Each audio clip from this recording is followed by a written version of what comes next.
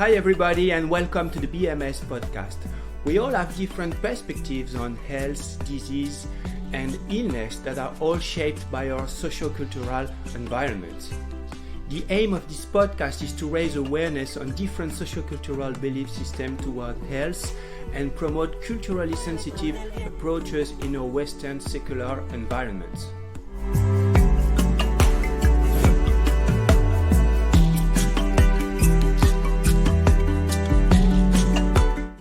Hola, bienvenidos, buenos días, bienvenidos a este nuevo episodio de nuestro podcast. Hoy día tenemos un invitado que viene de Argentina, pero que está en Alemania por el momento. Es nuestro colega Emiliano Castel. Hola Emiliano, ¿cómo estás? Hola, buenos días. Muy bien. ¿Vos cómo estás? Muy bien, gracias. Gracias por estar con nosotros hoy día, porque vamos a hablar de sujetos que tal vez están difíciles a hablar y porque hay bastante saberes, conocimientos en el campo de la salud y hay veces es difícil saber cuál es lo mejor para ayudar a los pacientes. Entonces vamos a hablar de colonialismo, de algunas cosas que están relacionadas con los conocimientos desde el punto de vista occidental, porque nosotros vivimos en el mundo occidental, pero había bastantes saberes antes y hay algunos que han desaparecido, otros que están vivos hoy día y vamos a hablar juntos. Me gustaría hablar contigo y conocer tu punto de vista para desarrollar cosas más integrativas que para respetar las creencias socioculturales de nuestros pacientes que viven aquí en Europa. Entonces, este es el tema más general, pero tal vez puedes empezar para que sabemos quién eres tú y cuál es cómo has trabajado en estos temas. Bueno, yo nací en Argentina y tengo 30 años y estudié osteopatía en Buenos Aires, en una escuela que se llama Escuela Fulcrum de Osteopatía, donde la carrera tiene una duración de 5 años, más un año extra para realizar la tesis y terminar las horas de práctica. Y ya desde el inicio de la carrera me sentí como apasionado por nuestra profesión, que es ser osteópatas, y también apasionado y mucha curiosidad para entender desde una manera amplia, justamente como la osteopatía propone, esta visión holística e integrativa del cuerpo, de la persona, como una unidad entre emociones, entre el plano espiritual, mental y físico. Y también me preguntaba dónde entra la historia, dónde entra la sociedad, dónde entra la construcción cultural del cuerpo. Siempre fueron preguntas que fueron como despertando en mí, brotando desde el interior de mi curiosidad. Y es así como terminé la carrera generando una investigación que intentaba estudiar la historia del saber y la historia de la construcción del concepto del cuerpo, la historia de la anatomía, la historia del por qué hay un saber que es válido, preponderante, que digamos determina la frontera de qué hace que esto sea cierto y qué no, cómo es que se fue llevando el mundo hasta lo que es hoy en día, en donde obviamente el saber científico lo respeto muchísimo y lo estudio porque soy un apasionado de la anatomía, de la fisiología, de la patología y siento que es muy, muy importante saberlo, pero porque hay otros saberes, como puede ser el ejemplo de fitoterapias comechingonas, que sería algo relacionado más a terapias chamánicas o a terapias indígenas en Argentina o en América Latina, porque hay saberes que quedaron por fuera de esa frontera, de lo válido. Aunque, como decís vos, muchos están vivos y muchas de las personas se acercan igual. O sea, es como que está eso de que el pueblo o las personas lo validan en su uso, en sus prácticas, en acercarse, pero algo generalizado que capaz la academia o la universidad en general, como una institución, lo digo, excluye o no lo toma como válido en la mayoría de los casos. Entonces, bueno, siempre fui un apasionado de relacionar un aspecto sociológico y un aspecto de la salud. En este caso, una salud desde el lado de la osteopatía, ¿no? Así que Qué bien, por qué ahí bien. va. muchas gracias. Y entonces, como lo sabes, nuestro trabajo desde los últimos 4 años fue investigar esta parte de historia de Steele, el fundador de la osteopatía, que vivía con los indios nativos, los Shawnees, durante años. Y hay, tal vez pensamos que algunos saberes, algunas técnicas, algunas creencias fueran mezcladas con estas creencias occidentales del siglo pasado, por Mm, supuesto, porque la medicina antes no estaba como la conocemos hoy día, por supuesto, y tenemos, bueno, ambos estamos osteópatas y sabemos problemas que hay en nuestra misma profesión mm, entre, bueno, como es decir, saberes que están válidos y otros que no están válidos hoy, mm. pero de saberes que existen desde el inicio de la osteopatía. Entonces, tal vez podemos empezar nuestra charla con el informe Flexner, porque Sí, los sí. osteópatas saben, o por lo menos han escuchado algunas cosas de este informe, de su impacto en la enseñanza de la osteopatía, pero en la enseñanza de la medicina también en los Estados Unidos y después en todo el mundo occidental. Y claramente hay un antes y un después para este informe. Tal vez no puedes explicarnos brevemente quién fue Flexner y Sí, qué fue su trabajo. totalmente, sí. Bueno, Abraham Flexner fue una persona contratada por un instituto eh, para poder estudiar cuál es la situación actual en el año 1910, estamos hablando, eh, en Estados Unidos y Canadá de ese entonces, y determinar estadísticamente cuántas escuelas de medicina habían, qué tipo de medicina se enseñaban, y todo desde una visión que él vivía en Alemania, entonces él aprende desde el sistema educativo de formaciones alemanas y europeas cómo debería ser lo correcto trayendo el avance científico de ese entonces alemán, que era muy avanzado para la época, una visión que preponderaba el saber biológico y químico por sobre otros saberes dentro de la medicina. Entonces él ahí determina, luego de un tiempo de estudio, cuántas escuelas había, que el número exacto, si no me equivoco, es 156 escuelas, de las cuales muchas tenían diferentes tipos de acceso, por ejemplo, algunas no pedían ningún estudio previo para entrar, otras pequeños estudios previos para entrar, algunas tenían poca duración, puede ser de hasta 6 u 8 meses, otras tenían hasta 2 años de duración. Entonces lo que hace Fleckner es estudiar la existencia de todas las escuelas de medicinas en Estados Unidos y Canadá que detectaron, y regularizar un estándar o una norma de qué era lo correcto para una escuela de medicina a partir del informe Fleckner y qué era lo incorrecto. Eso es más en lo básico que es lo que hizo Flexner. Y le estoy sacando sin ponerle perspectiva política ni subjetividad, simplemente eso neutral, lo más neutral posible es lo que hizo. Obviamente detrás de eso había una intención que era preponderar la industria farmacéutica en ese entonces, porque la miopatía en Estados Unidos estaba creciendo muchísimo y el acceso a curarse, digamos, de una manera no farmacológica estaba muy de auge también. Entonces eso fue un gran motivo también, ir en contra de ese tipo de medicinas. Ok, gracias por esta historia. Y ahora, entonces, sabemos ahora que había un desarrollamiento más desde este informe, más de la parte más farmacológica de la, de los tratamientos Sí. y de la salud, es decir, cosas que están de afuera que se necesitan ir adentro del cuerpo.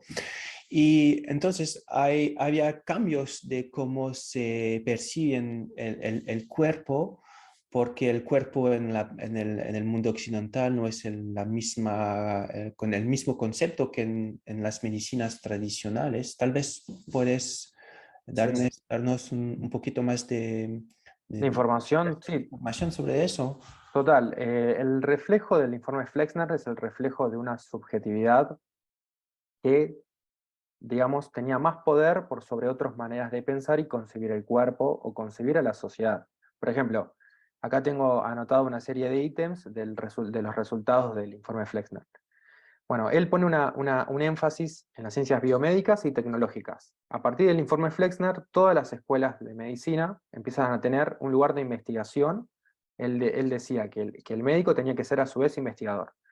Eso está muy bien, o sea, proponer la investigación, proponer la curiosidad, proponer ir más allá del conocimiento actual. Proponía la química y la biología como las bases epistemológicas.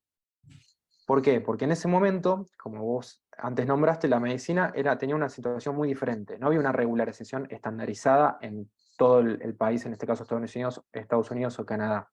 Había múltiples personas con múltiples maneras de curar o acercar actos curativos a las personas, y cada cual, si venía de una religión, si venía de una cultura indígena, si venía de medicinas tal vez afrodescendientes que traían el proceso migratorio africano o el proceso de esclavización y llevado de personas africanas a América, que se iban pasando de generación a generación. O sea, saberes propios de las culturas que convivían en esos territorios. Entonces, como no había una regularización, había muchas maneras de curar. Entonces, Flexner lo que hace con esto es hacer una norma, hacer una única manera de curar, para legalizarla también. También prohibió justamente la osteopatía, tenía un cierto número de escuelas. La osteopatía sobrevive al informe Flexner porque tiene una gran base de sus inicios, anatómica, patológica, fisiológica, porque Steele, viste, que creía que había que estudiar mucho anatomía y después mucho más anatomía para poder abordar un cuerpo. Era como la anatomía y la anatomía y la anatomía, una frase. Entonces eso hace que la osteopatía no esté afectada a nivel de que se vuelva ilegal o que se excluya, pero sí se le pone un techo y se le prohíbe desarrollar más escuelas de osteopatía. Y tarda como 4 décadas después la osteopatía en generar escuelas nuevas. Hay datos que él, cuando hace un censo de médicos, lo que hoy llamamos médicos, en ese entonces tal vez eran personas con conocimientos en salud, ¿no? Hoy lo llamamos médicos. Entre 1904 y 1920, el número de escuelas de medicina se redujo de 156 a 85, y el número de estudiantes de 28.142 a 13.798. ¿Eso es por qué? Porque empieza a ser un poquito cada vez más desde el privilegio poder acceder a una escuela de medicina. Había 3 escuelas que solo enseñaban especialmente a mujeres y las ordenó cerrar. Y había 7 escuelas que educaban personas afrodescendientes y las redujo a 2. Y otro término que decidió fue prohibir la homeopatía. Digamos que su campaña, más que pro medicina biológica o científica, fue anti-homeopática. Es como que él hacía textos o publicaciones criticando sumamente la homeopatía como algo peligroso para generar un desprestigio en el imaginario social, en el sentido común, e instalar la medicina que hoy en día conocemos. Entonces, había una intención detrás, había como una especie de pensamiento racista y sexista detrás, que son lógicas. Yo no creo que Flexner lo pensaba como voy a ir en contra de estas personas, sino que eran lógicas, impersonales, que tienen larga historia, que se van reproduciendo y repitiendo a través de mecanismos de poder, en este caso en el conocimiento médico. Entonces esos fueron los efectos del informe. Gracias por todas estas informaciones. Lo que queremos hacer siempre en nuestro podcast es dar el contexto de las informaciones. Entonces, cuando hablas de racismo, es lo que vemos hoy día de cosas que ocurrieron hace más de 100 años, porque en los Estados Unidos los negros no tenían los mismos derechos, las mujeres también. Entonces, estaba común a este tiempo estas cosas que hoy día desde aquí, desde Europa, nos parece Sí. increíble y no se puede entender, pero a esta temporada estas cosas estaban, bueno, normal, estaba la norma de este tiempo. Entonces, lo que estoy oyendo también es que lo bueno del informe Flexner es que después había como una norma para estandarizar la educación en medicina. Es decir, siempre hay detrás una voluntad de privilegiar algunas formas de curar contra otra. Pero ¿sabes qué ocurrió después del informe Flexner? ¿Las escuelas que no estaban aceptadas cerraron o había otra forma de existir después de este informe para que estas sabidurías que no estaban respaldadas con la ciencia, con la biología, como tú lo dijiste, como bastante de las medicinas tradicionales, medicinas indígenas, ¿cómo sobrevivieron después de este informe? Bueno, eso es una muy buena pregunta. Podemos separar esta respuesta en dos caminos. Digamos que en el camino legal institucional, como llámese instituciones educativas o regulación de instituciones educativas, estas medicinas no sobrevivieron en general.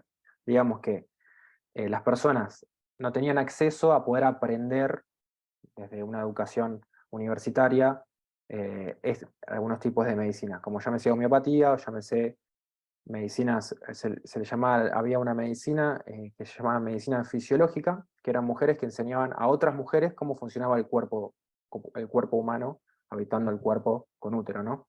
Bueno, todos esos a nivel institucional no perduró post-informe Flexner. Pero sí perduró el conocimiento, digamos, a través de la transmisión oral, a través de las culturas, como perduraron culturas, más allá de que la occidentalización se expandió por muchos países y muchas culturas, siempre está las personas que siguen manteniendo sus raíces y sus tradiciones. Entonces, a través de las tradiciones propias de las personas, muchos conocimientos siguen vivos, pero no a través de lo institucional, digamos. Entonces, lo que me dices es que estaban toleradas, pero no estaban oficiales. No, no sé si la palabra es tolerada, sino es no regularizadas. Sí, es como que había personas que tal vez había una persona que tenía su mamá o su papá que tenía un modo de curar, esa persona tal vez no podía ejercer el derecho para comercializar su saber, o no podía expandirlo, poner en su casa un cartel que diga yo sé hacer esto y ahora lo vendo o lo enseño, pero sí podía seguir haciéndolo porque digamos que las personas siguen viviendo y siguen actuando y siguen compartiendo y creando cultura. Entonces, desde la propia cultura que crea la gente todos los días, muchos saberes han sobrevivido. Mm. Entonces, lo que dices es que hay sabidurías y técnicas que estaban relacionadas con algunas culturas que han desaparecido. Y creo que el tema de nuestra charla es el epistemicidio. Sí, Entonces, tal vez es el momento de lo que nos puedes dar una definición y cómo todo esto, después de esta larga introducción, sí. cómo, cómo, qué es y existe todavía aquí en el mundo occidental o qué piensas. Sí, bueno, el término se llama epistemicidio, es un término que obtengo, aprendo de la sociología decolonial, más precisamente de un autor que se llama Santiago Castro Gómez, que es un autor argentino, y él lo explica en su libro La Ibris del punto cero, Ciencia, Raza e Ilustración en Nueva Granada. Este libro, para hacerles un resumen, Nueva Granada, en ese entonces cuando Europa llega a América, la región de lo que hoy llamamos Colombia, Ecuador, Panamá y Venezuela, los colonizadores la llamaban Nueva Granada. ¿Ok? ¿Sí?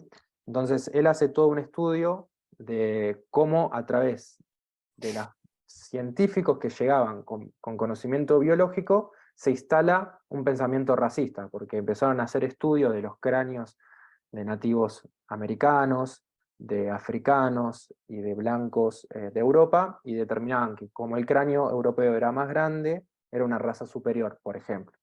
Entonces, a través de la ciencia determinaban que la superioridad de raza. Entonces yo te hago un resumen, no voy a hacer hincapié en este libro, pero es desde ahí donde saco este término, que lo que significa es, episte viene de epistemológico, de conocimiento, es una palabra que define o que quiere decir conocimiento, y sidio de matanza. Entonces, a través de conquistas, en este caso, de lo que hoy llamamos Europa, pero ahora era el Imperio Español, el Imperio Portugués, hacia otras culturas que las conquistaban de forma bélica, ganaban la guerra, y después métodos para poder ejercer su poder eran quemar bibliotecas o matar a las personas que tenían conocimiento. Entonces el epistemicidio es el acto de matar saberes a través de personas o a través de actos como quemar bibliotecas, por ejemplo, que era un acto muy común. Entonces, lo que habla el decolonialismo es que hay 4 genocidios / epistemicidios, porque van de la mano, que determinan el conocimiento actual universitario.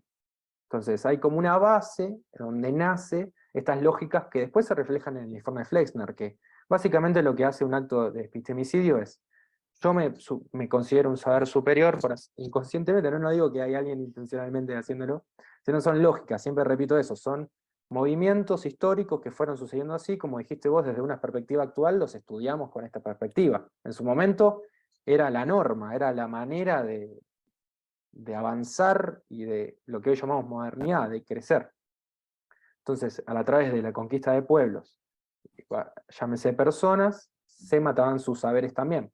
¿Por qué? Porque era una amenaza, porque el cristianismo era el saber teológico que se quería imponer, por ejemplo. Entonces, si vos tenías personas como chamanes, era una amenaza al cristianismo.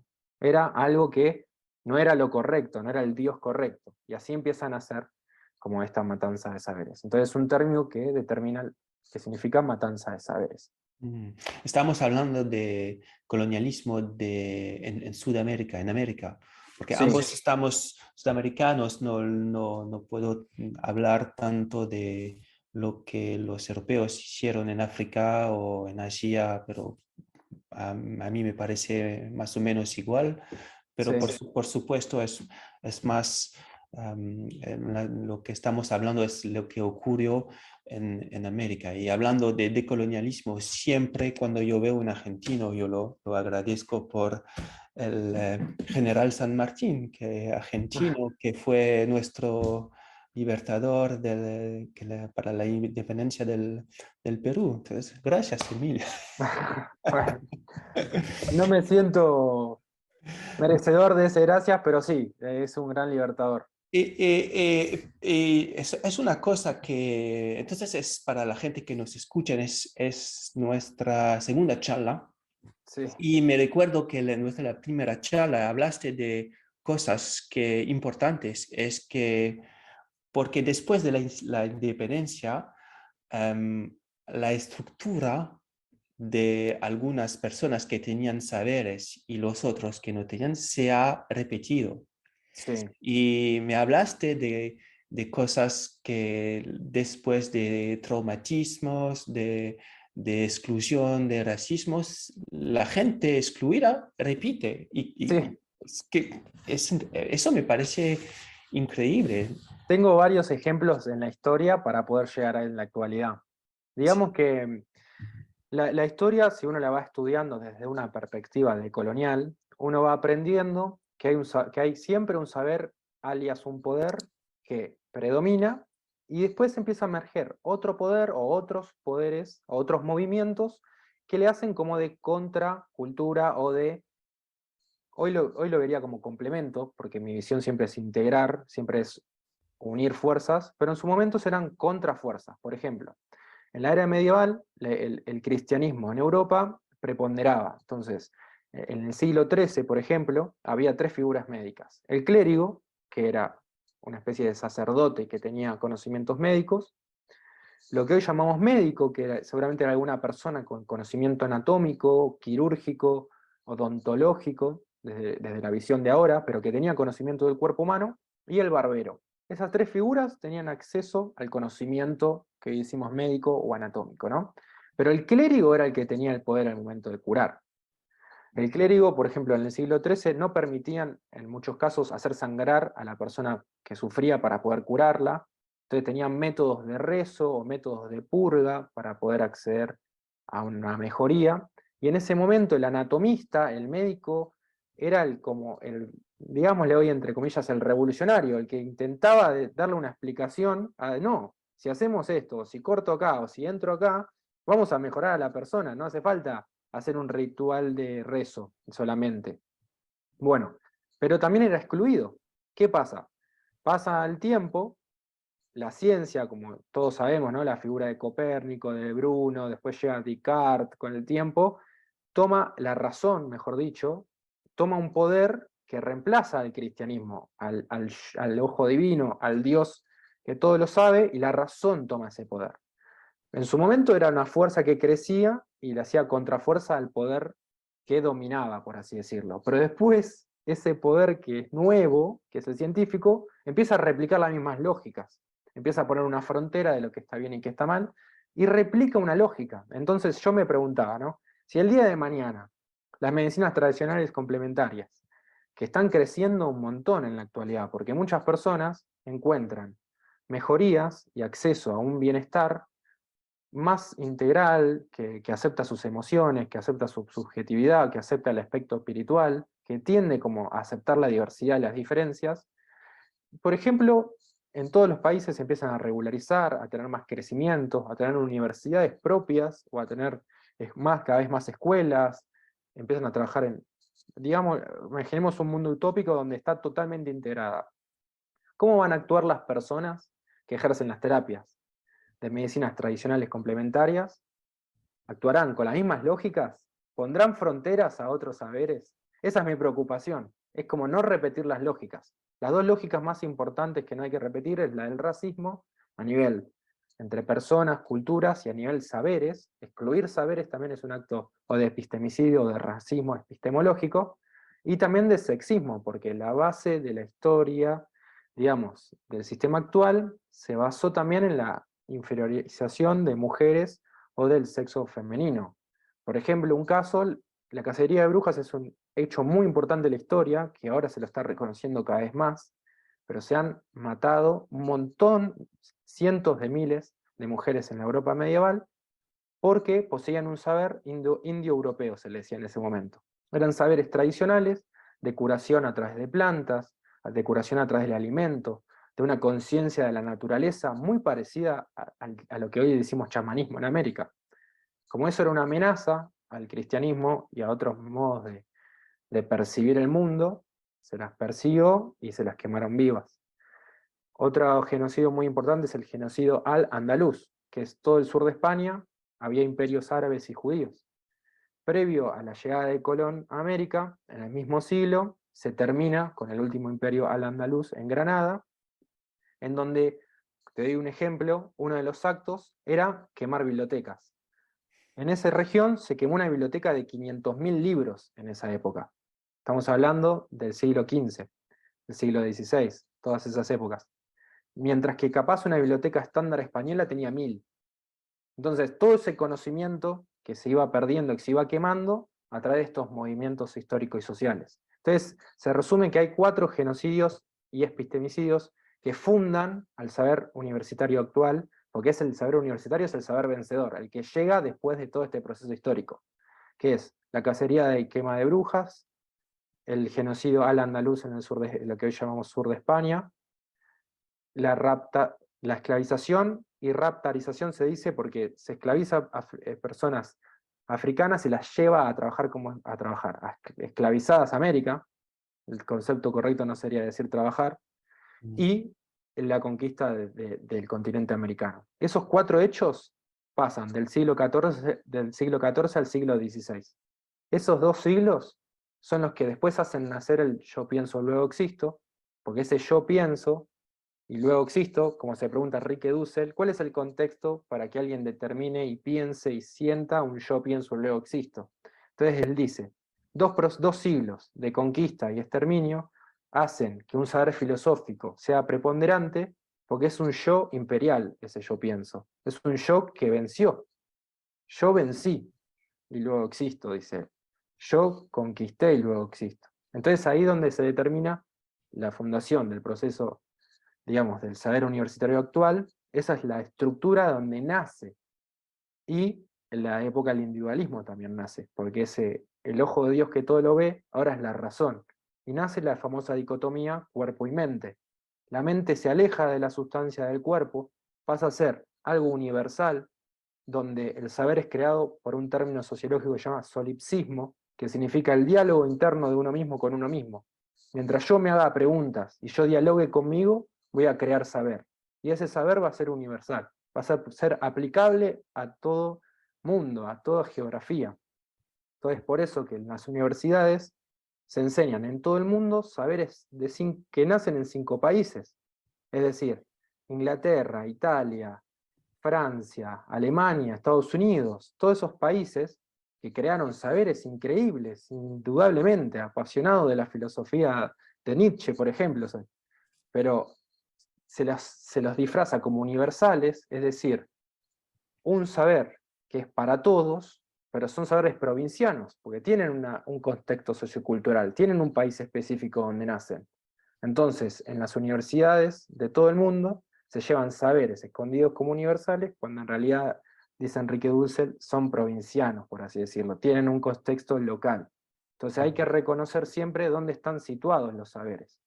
Y como también, nombrando a estos autores, si se pone el yo pienso, luego existo, a la mente, se la coloca en el cuerpo y se la sitúa con la misma sustancia del cuerpo, ya deja de ser algo universal o algo como un ojo de Dios, como que no tiene una ubicación. Tiene una ubicación que es el cuerpo, y el cuerpo tiene un contexto sociocultural, y dialoga con otras personas. Entonces los saberes, desde esa postura, siempre son creaciones con otras personas.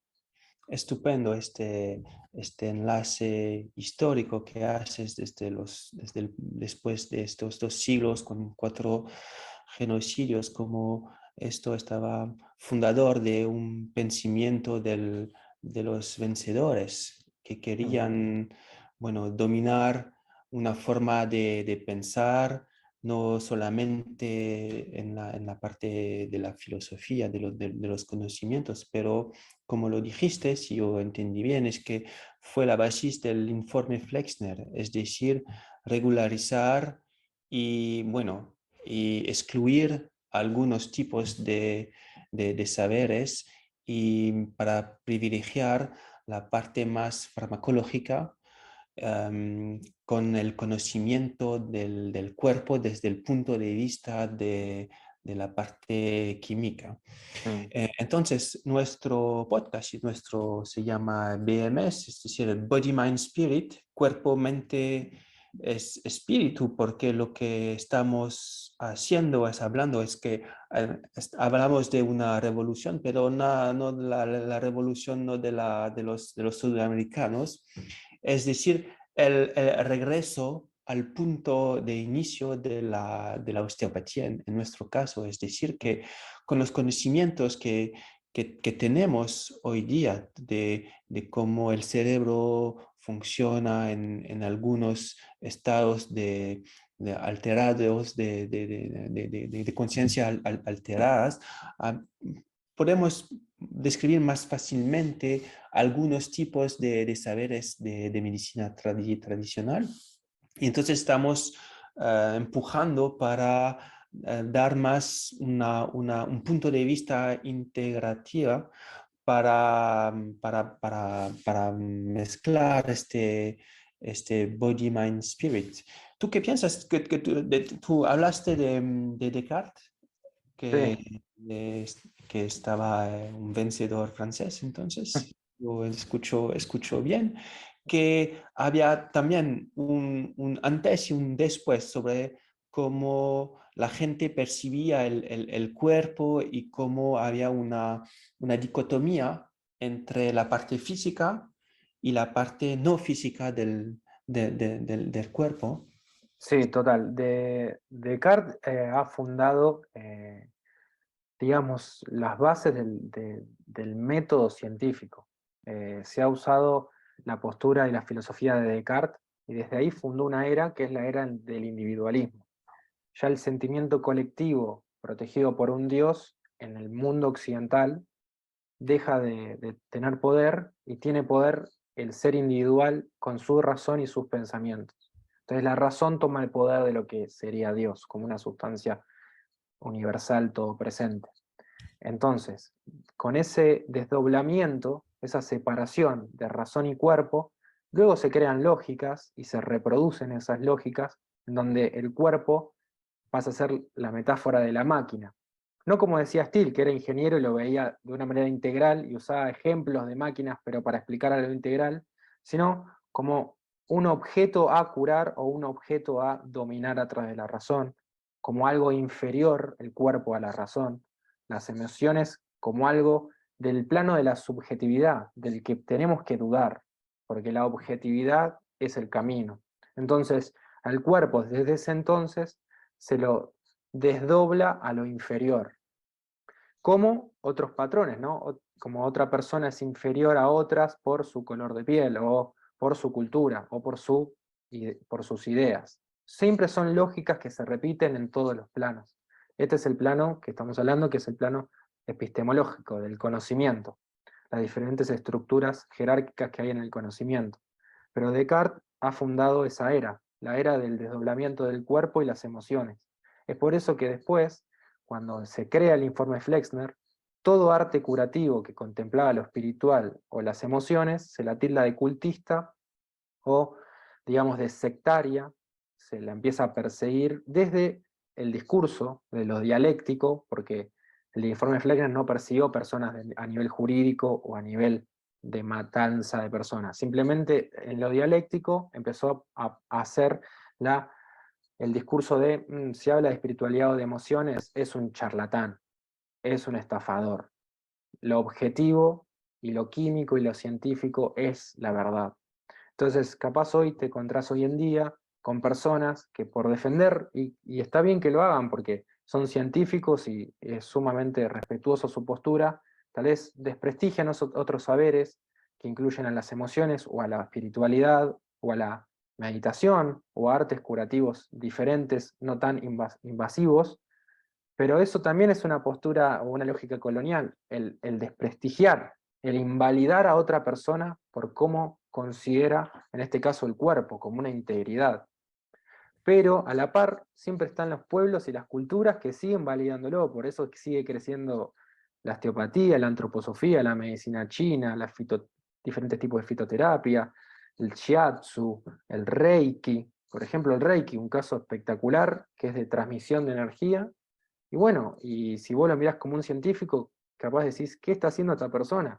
Pero la persona que va a Reiki capaz se siente tan bien que esa experiencia secreta algo en esa persona que le genera salud. Entonces ahí entra el plano de la experiencia y la subjetividad como algo válido también, algo que hay que integrar. Sí, sí, muy bien. Tal vez sabes que hemos empezado a trabajar el año pasado con doctor David Dupuy, un antropólogo que, que hizo su tesis en la selva peruana para estudiar y describir, pero no con lo que entiendo de antropología. No es un punto de vista colonial, es un punto de vista Mm. de igual a igual, solamente vivir con ellos, con otros pueblos en sus ámbitos y compartir su vida para entender cuáles son sus creencias, cuál es la percepción del cuerpo, cuál es cómo que significa la enfermedad y después de regresar aquí en el mundo occidental para describir lo que ellos han vivido, para compartir sus sabidurías. Y hay un concepto súper importante de antropología médica porque en francés y en inglés y en español no tenemos solamente una palabra para la enfermedad, pero los ingleses tienen diferentes. Hay illness y disease. Y disease es el punto de vista de la objetividad, el punto de vista del médico o del profesional, es decir, cosas que se pueden medir, es la biología. Y si no hay, si todo es normal, el paciente tiene esa buena salud.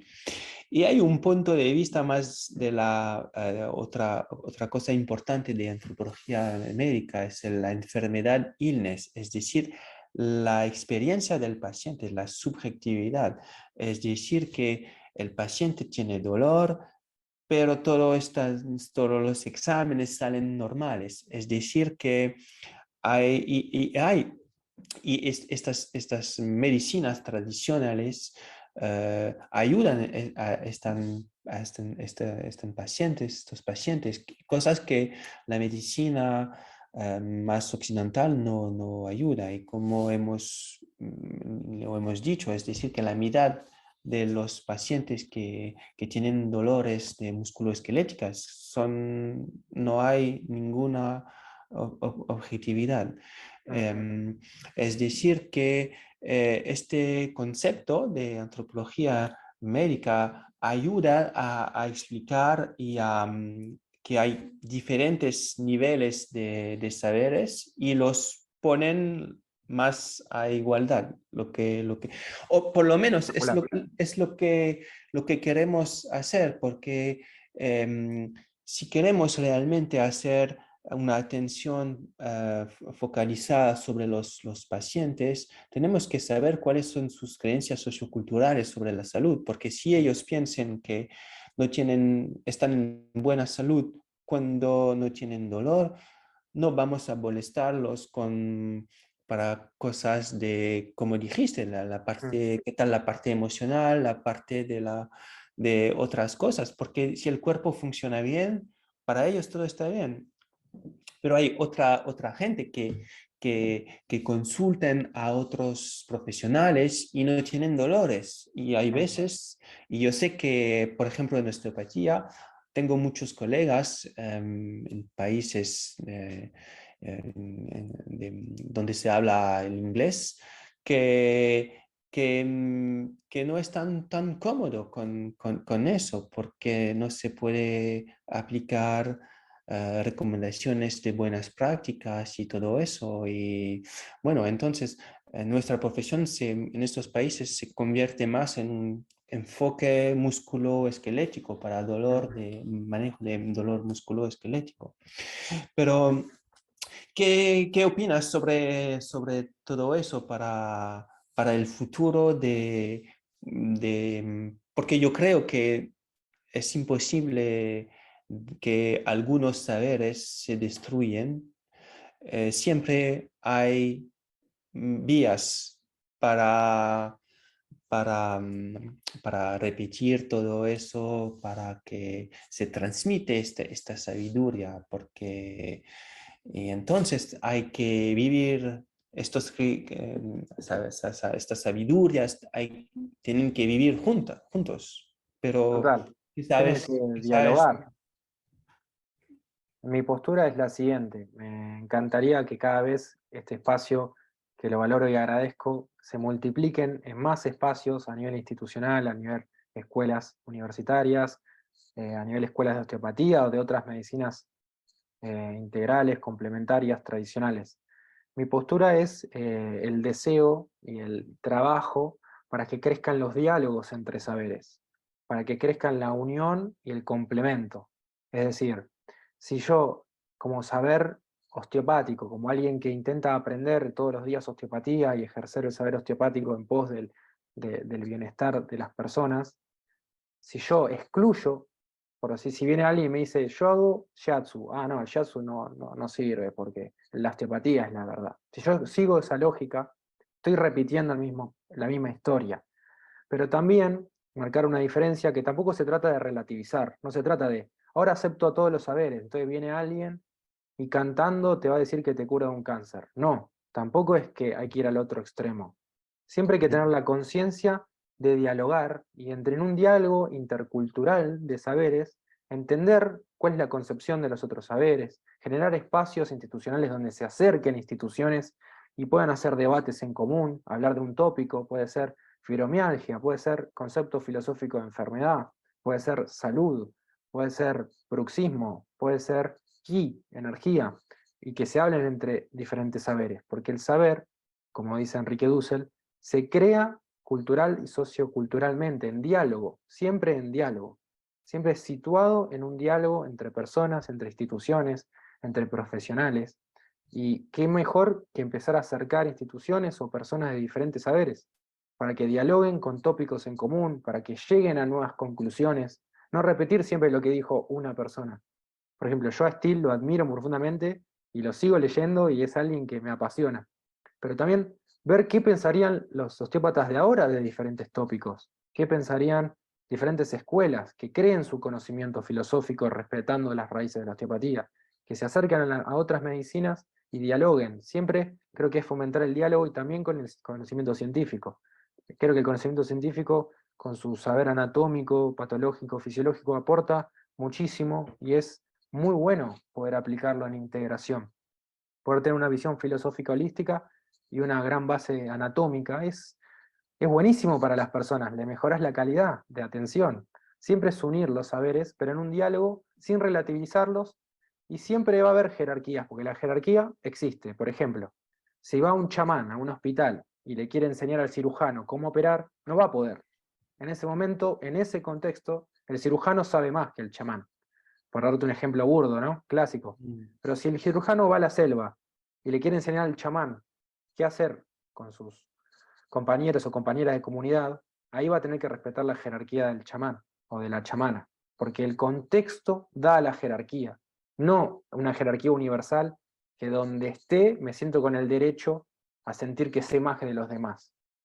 Entonces, la jerarquía lo universal da ese riesgo de sentirte con el derecho a que vos sabes más que otra persona en donde estés, de sentirte con el derecho de pararte en un lugar, sea cual sea, y sentirte superior en cierto sentido. Entonces te olvidas del contexto. Por eso Dussel trae un término que quiero traer que me encanta, que él dice cambiar la universidad o lo universal por lo pluriversal. Crear pluriversidades. Es decir, saberes plurales que se enseñan múltiples, que se enseñan desde muchos contextos y no desde uno solo que se determine como el correcto. Entonces yo te veo muy optimístico para el futuro, Yo entonces. estoy muy optimista. Yo creo que estamos en un proceso como previo a un cambio de paradigma, o ya está sucediendo, y lo eligen las personas en general. No lo elige un líder o una líder o un gobierno o una institución, sino que ya las comunidades, la mayoría de las personas, están viendo que hace falta más que la ciencia. Hace falta más que una explicación racional, hace falta más que el tipo de educación de la norma. Están inclinándose por cosas o terapias en este caso, más integrales. Y puede ser un médico que haga osteopatía, puede ser un médico que recomiende anda a hacer meditación, anda a hacer yoga. Es como que ya las mismas comunidades lo están eligiendo en su consumo, en su acercamiento. Entonces eso va a marcar nuevas representaciones de ese paradigma. Mm, fantástico. Entonces estamos llegando al fin de nuestra charla. Había muchas informaciones súper Sí. interesantes que yo no conocía y bueno, poner en perspectiva cosas de historia de lo que ocurrió aquí en Europa y en las Américas. Entonces, otra vez, para la gente que nos escuchen, hemos hablado más de la parte de Europa y de América, Norteamérica y Sudamérica, porque somos ambos osteópatas y tenemos Sí. cosas así, pero en futuros episodios vamos por supuesto, a conversar con gente que tienen sabiduría de otras partes del mundo, porque queremos ser inclusivo. Bueno, muchas gracias, Amy. ¿Tienes tal vez algunas palabras para acabar nuestra charla sobre este Y tema de... creo que a lo que decías vos, al incluir personas de otras culturas, amplía nuestra comprensión del mundo. Capaz, inconscientemente tenemos una comprensión del mundo eurocentrista, y ampliar esa comprensión, que no es la única, saber que no es la única, y animarnos a pensar diferente y al sentir que las diferencias enriquecen. Bueno, qué bien, qué muy bonita conclusión. Entonces, muchas gracias por tu tiempo, muchas gracias por compartir tus conocimientos con nosotros Y bueno, nos vemos pronto. Chao, chao. Chao, Bye. chao.